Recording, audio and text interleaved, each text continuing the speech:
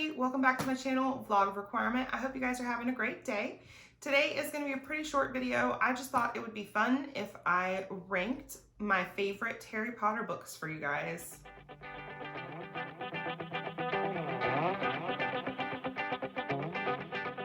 So just so you know, a little bit of a disclaimer, I am not by any means saying that any of these books are bad, because they are absolutely my favorite books, hands down, ever. So I'm just rating them within the series, which one's my favorite, which one is my least favorite, but it's still my favorite. I love them all. But I'm gonna start from the bottom and work my way up to my absolute favorite. So first we have, being number 7 in the list, The Chamber of Secrets. Now, I do absolutely love this book. So with this one, I still absolutely love the book and the story that happens in it, but it's just kind of slow, I guess, because everything it's kind of, you know, that like murder mystery, like whodunit kind of book. But throughout the whole book, it kind of builds up and whodunit, who did this, and then all of a sudden everything just kind of happens at once and it's over. And it's great, but compared to the other books, it's just the bottom of my list. It's always kind of a hard one for me to get through, honestly, after I read it the first time. So next on my list, which is number 6, is Order of the Phoenix. So I do love this book. It is great, but it's also really full of a lot of information, and, you know, I hate Umbridge with a passion. She annoys me. I hate the Ministry. They annoy me. So I just feel like as I've gotten older and I've read these books so many times, this one is a little tougher for me to get through because I'm just annoyed the whole time. And I'm like, ugh, I hate Umbridge. I hate Fudge. I hate the Ministry. I hate everyone. So that's why this one's a little bit lower on my list. Because of that, it does introduce some great characters. I love Tonks, and I love the whole, like, introducing the Order and what they do, and, you know, Sirius and Harry's relationship gets a little bit great. But another thing I hate about this book, Sirius dies. Yeah, it's a great book, but it's bad at the same time. There's just so much that I don't like in this book. And it's crucial to the story, and it's a great story, but it makes me sad. So that's why it's close to the bottom of the list. Next up, number 5, we have the Sorcerer's Stone. Now, of course, this one is the introduction to the Wizarding World. You learn more about the Wizarding World in this book right off the bat. Probably in all of the books combined, if you're being honest with yourself, because we learn that the Wizarding World is there, and we learn that Harry is a wizard, and we learn how Hogwarts works, and we learn about everything Wizarding World. And after that, you're just learning small little details that you didn't know before, but this is the brunt of it.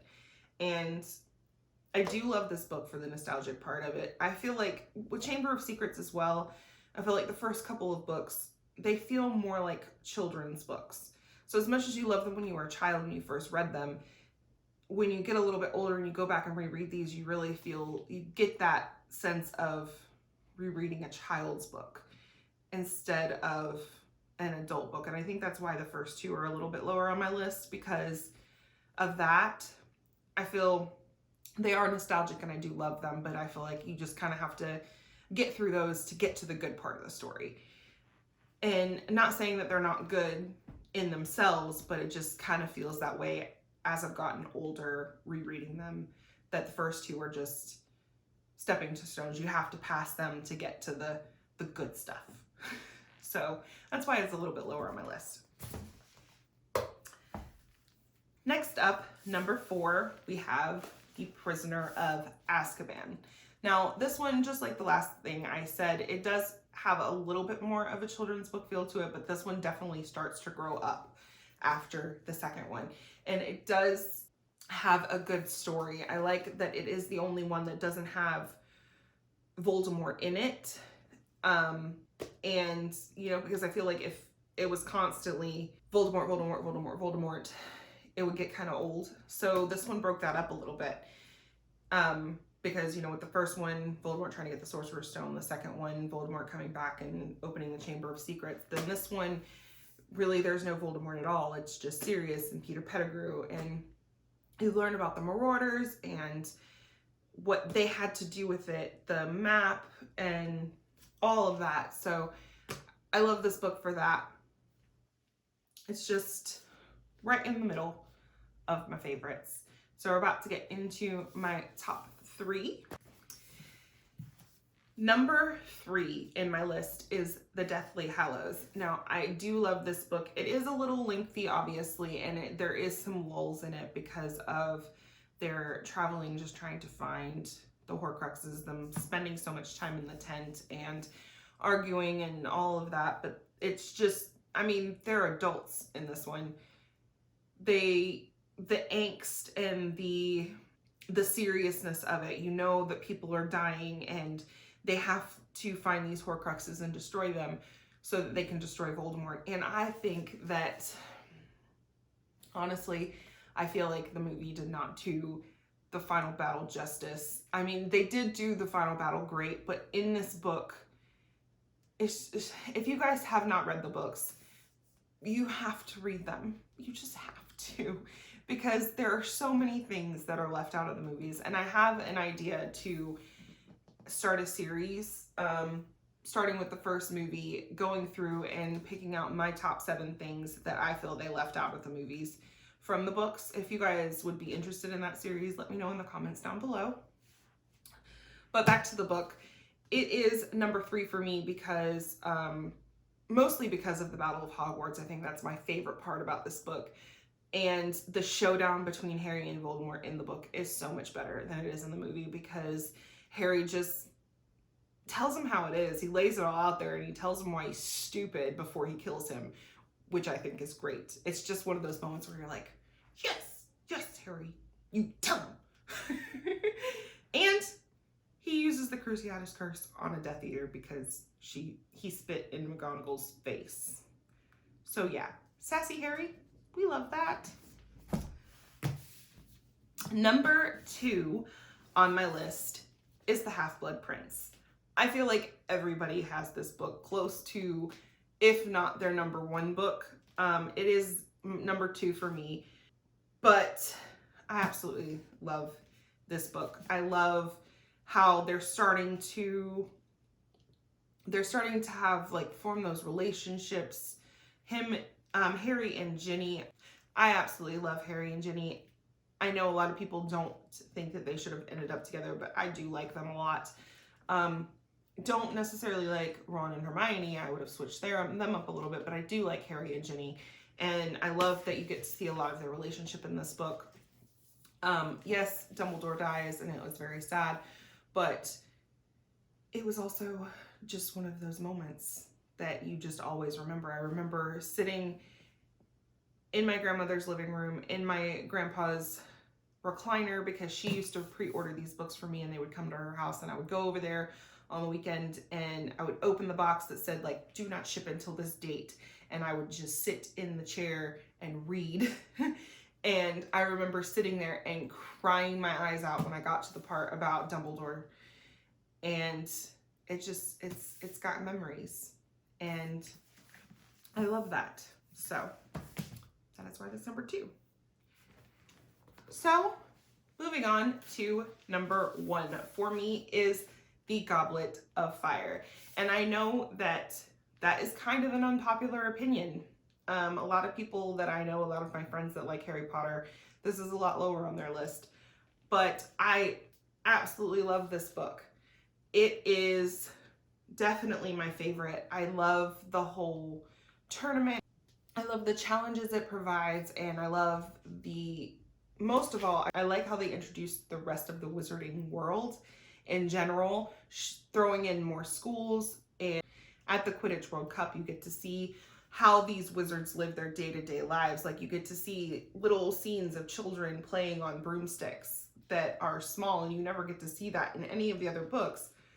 What do wizarding children do? Like, what do they play with? What do they, like, it's just super cool to me reading those parts or listening to those parts.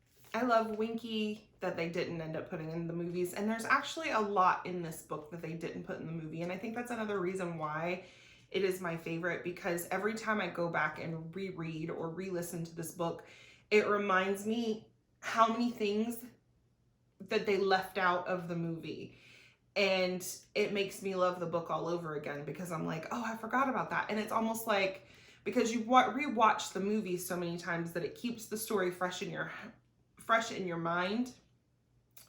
But when you get to this book, there's a whole lot of, like, throughout the whole series there are moments like this, but in this book in particular, just because they did the movie so badly, not that it's bad, but compared to the book, it's just not the same. But there's so many more moments in here where you're like, oh, I forgot about that. No, that's right, I forgot about that. And it's almost like you're reading the story for the first time again, because there's so many things that you forgot happened because it's not in the movies. So the main reason I like this book so much is because there are so many things that they left out of the movies.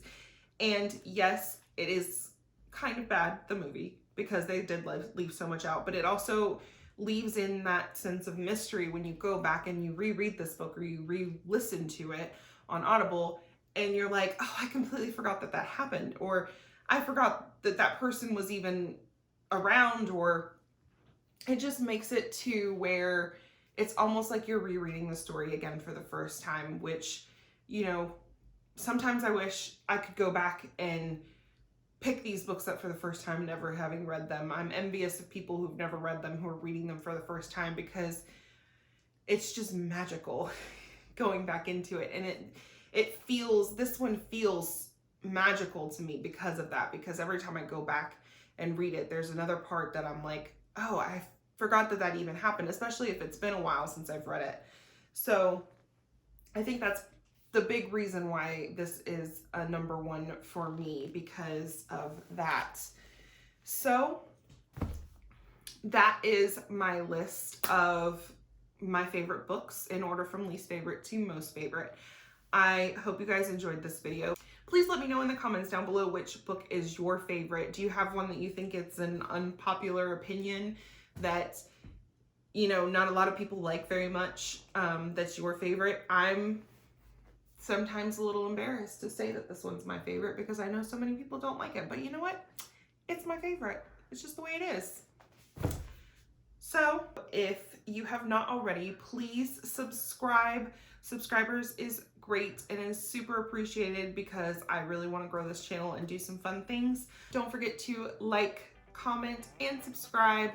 Thank you so much for watching. I hope you have a great day, and don't let the Muggles get you down. Bye!